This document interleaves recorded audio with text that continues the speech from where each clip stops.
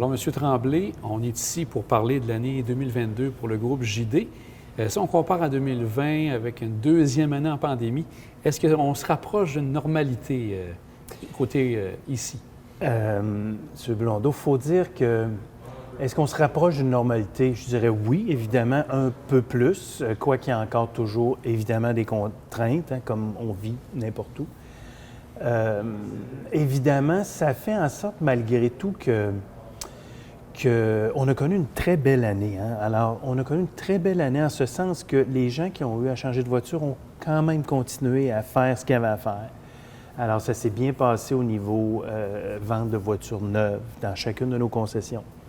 Ça s'est bien passé au niveau vente de voitures d'occasion parce qu'on a tous entendu parler de la rareté qui s'est créée, et qui a fait en sorte que les véhicules d'occasion ont pris une valeur exponentielle, je dirais. Là, c'est vraiment très particulier ce qu'on vit encore actuellement. Fait que j'invite les gens à penser que leur voiture vaut peut-être pas mal plus cher qu'ils pensent et qu'on peut même de nos jours régulièrement sortir des voitures en terminant les paiements, puis en soit une location, un achat, et même en donnant un argent supplémentaire aux gens. Alors, la roue est inversée. C'est toute la rareté des véhicules qui a créé ça, évidemment. Je veux souligner, M. Blondeau, aussi l'immense respect et l'immense amour que j'ai pour tout notre personnel qui a travaillé ici pendant, depuis le début de la pandémie, presque 2 ans maintenant. J'oserais dire, sauf un masque, là, mais en faisant toujours attention, mais en étant toujours au front. Entre nous, parce qu'on est 70. Alors, évidemment, il y a des interrelations entre nous et aussi avec tous les clients. Alors, moi, je trouve que ces gens-là ont été très courageux. Oui, il y a les gens des hôpitaux qui sont très courageux. Oui, il y a les gens des services essentiels qui ont été très courageux. Mais moi, les gens de mes commerces à moi et d'autres commerces qui ont continué, eux, à affronter, si on veut, ce challenge-là et ce risque-là, je leur lève mon chapeau et je les remercie infiniment aussi. Ils se sont bien adaptés à la situation, comme vous dites. Avec courage. Moi, c'est le mot courage pour eux aussi, parce que à tous les jours, ils étaient là, à tous les jours. Ils veulent pas, ils étaient confrontés à la possibilité peut-être que le virus arrive, que le virus se transmette. On a eu quelques cas au fur et à mesure. Il a fallu tout de suite expulser les gens, là, les sortir tout de suite pour pas que ça se répande. T'sais, on a une gestion qui a été faite de ça, on n'était pas habitué à ça, nous. T'sais, on n'est pas fait pour ça. Moi, ça fait 22 ans maintenant que je suis ici. Et ça, on n'avait pas à gérer ça, mais on a eu à le gérer. Et moi et tout le personnel de direction et tous les employés ont fait ça de main de maître et ont fait ça avec énormément de justesse et de courage. C'est le mot, je pense, le plus important dans ça. La partie en ligne a dû prendre une partie importante aussi avec tout ça. Est-ce que vous avez dû faire des ajustements par rapport à ça? Oui, tout à fait. La partie en ligne est de nos jours. Et c'était déjà, je pense, même avant la pandémie, quelque chose qui était de plus en plus présent. Écoutez, moi, quand j'ai commencé à faire de l'auto il y a 35 ans, quand je suis arrivé même ici il y a 20 ans, puis aujourd'hui, la façon de procéder, c'est tout autre et c'est très différent. Évidemment, le web, les lignes web, les leads qu'on appelle nous, alors les gens commencent par magasiner avec ça de plus en plus, et énormément, que ce soit pour les voitures neuves et d'occasion. Donc oui, il y a une évolution qui s'est faite, qui s'est accentuée évidemment avec la pandémie. Pour 2022, le retour possible d'un salon de l'auto de façon normale, vous devez voir l'avenir du bon côté pour 2022? Les pronostics sont à l'effet, effectivement, que les ventes vont s'augmenter pour les prochaines années, parce qu'il y a eu une petite diminution, si on peut, globalement au niveau du Canada. Alors, oui, évidemment, les expectatives de croissance sont bonnes, particulièrement avec mes manufacturiers. Je pense à Mitsubishi, par exemple. Mitsubishi est un manufacturier qui a complètement changé la flotte, la gamme. Alors, nos ventes, d'ailleurs, ont été propulsées énormément à la hausse cette année, juste par ça. Alors, on a des voitures qui sont extrêmement bien garanties, on le sait, mais c'est des voitures aussi qui sont très jolies maintenant et qui sont excellentes, les voitures japonaises. Je pense aussi à la division Jeep, je pense à la division évidemment Chrysler, je pense à la division Alfa Romeo. Il y aura des ajouts qui viendront très bientôt. Alors moi, je suis très confiant au futur de toutes mes marques. M. Tremblay, il y avait une partie aussi que je voulais parler avec vous, la partie caritative. Vous êtes un des partenaires importants de la télé d'ici. Mais quels sont les autres organismes que vous parrainez, que vous aidez avec les différentes œuvres pour le groupe JD? Monsieur Blondeau, écoutez, on essaie toujours évidemment de faire le plus qu'on peut parce que je me sens redevable évidemment envers la société, envers les gens de la Côte-de-Beaupré et de l'île d'Orléans.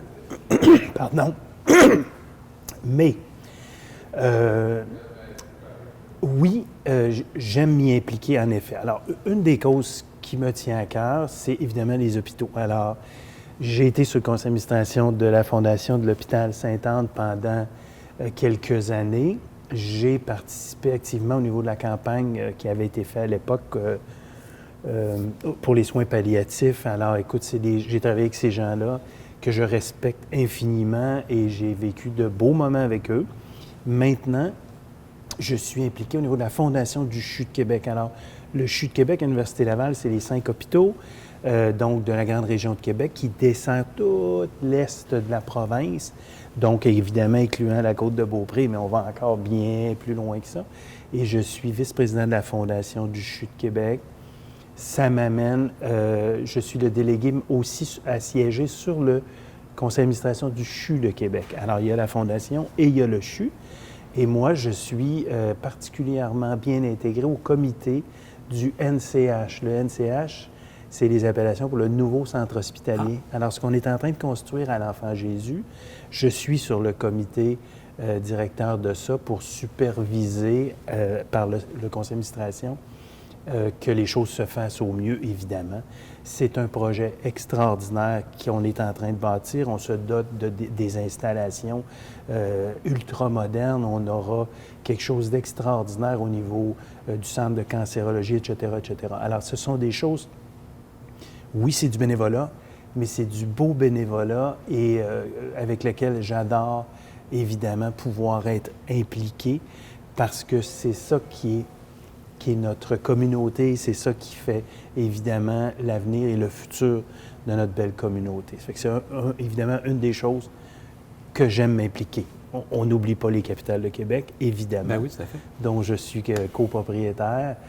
Les capitales, c'est encore là, c'est pratiquement une œuvre caritative, j'oserais dire, parce que c'est pas fait, le but, c'est pas faire des sous, le but, c'est de permettre aux gens, 50 soirs par année, d'avoir le loisir d'aller au stade municipal, qu'il y ait 3, 4, 5 000 personnes dans ça, et qu'on voit un beau sport, d'abord professionnel. Le seul club professionnel qu'on a à Québec, c'est les capitales.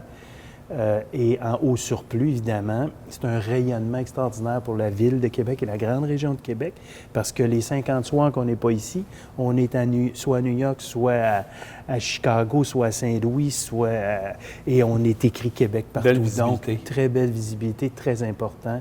Je salue mes partenaires aussi dans ça, qui, malgré la COVID, avons tenu le fort dans ça. Et oui, les capitales seront là encore pour plusieurs années, parce que c'est notre vœu, c'est notre souhait, la population nous appuie en ce sens-là. Alors, on est prêt pour le futur.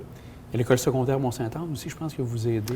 Récemment, vous avez raison, récemment. Alors, écoutez, c'est des choses qui me font plaisir. Les clubs optimistes, parce qu'une amie et cliente, Linda Tanguay, nous téléphone, dit « Est-ce que tu peux nous aider? » C'est toutes des choses que j'essaie de ne pas dire non, ou que j'essaie d'être capable d'aider, de faire, parce que je me sens redevable de tout l'amour, je dirais, et la confiance que les gens de la Côte-de-Beaupré et de l'île d'Orléans accordent au groupe JD. 22 ans d'amour, pratiquement, maintenant, M. Blondeau. Mais M. Tremblay, je vous invite justement à faire les vœux directement à votre clientèle de la Côte-de-Beaupré et de l'île d'Orléans. Ah bien, c'est gentil. Écoutez, je vous souhaite à tous et à toutes de passer de très beaux moments, de pouvoir le faire en paix, de le faire avec retenue, évidemment, parce qu'on faut quand même être prudent, mais Dieu merci, on va être capable de se réunir en famille cette année. Alors faites-le bien, restez en santé et passez un très, très beau temps des fêtes.